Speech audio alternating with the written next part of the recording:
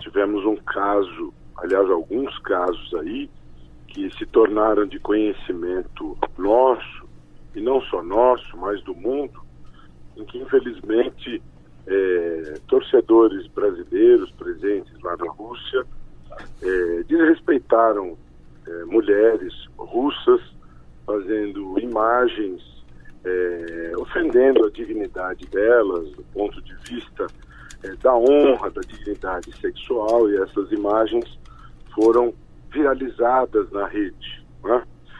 Infelizmente, esse tipo de acontecimento, ele acaba manchando a imagem do nosso país, que tem já tantos problemas, sob tantos pontos de vista. O Brasil, que vai se firmando aí na Copa, tivemos uma vitória aí sobre o México, vamos ter uma partida difícil contra a Bélgica, as potências, os outros candidatos vão caindo, o Brasil vai avançando na Copa, mas neste quesito nós tivemos esses episódios muito ruins, o que acaba sendo muito ruim para a nossa imagem. Inclusive a polícia foi acionada, houve a responsabilização das pessoas envolvidas aí, inclusive um dos brasileiros que estava envolvido nesse episódio era gerente de compliance de uma grande empresa e, obviamente, foi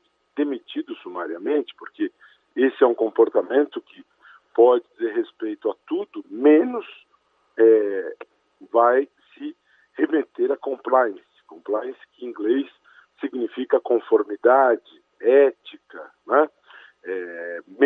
Isso é tudo menos compliance. E a cereja do bolo, se é que se pode chamar desta forma, né, foi o comportamento do senhor ministro de Estado da República, em decorrência dessas situações, na semana passada, quando se referiu a estes episódios, estando lá na Rússia, aliás, estando na Rússia, custeado por dinheiro público, bancado por todos nós brasileiros, e ao avaliar estas acusações contra brasileiros, ele disse, em tom muito tranquilo, que não se tratava de nada grave, pois, afinal de contas, ninguém havia morrido, né?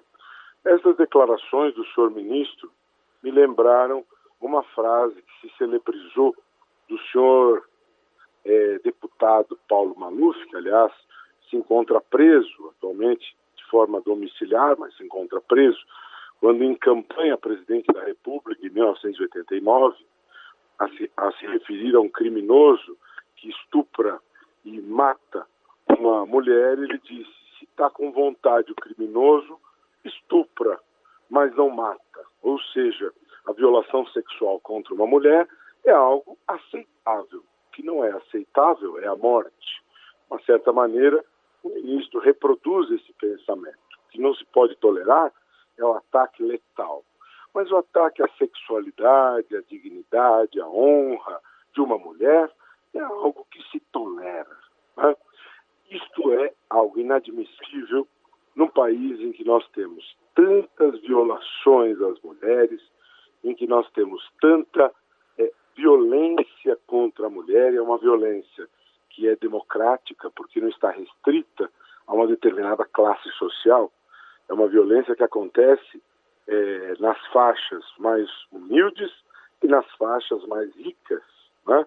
Então, esse tipo de declaração, ele não contribui em nada para a melhoria desse quadro. Aliás, muito diferentemente, isto piora, porque torna banal esta situação. Não é compatível com um ministro de Estado esse tipo de declaração. Aliás, este governo federal tem se notabilizado por ministros que têm entrado para a história, por condutas que todos os brasileiros conhecem, como Gedel Vieira Lima, como Henrique Alves, como Rodrigo Rocha Loures, e agora é o senhor ministro do Turismo, que emite esta declaração que deixou todos simplesmente estupefactos com aquilo que foi dito em relação a estas violações às mulheres, né?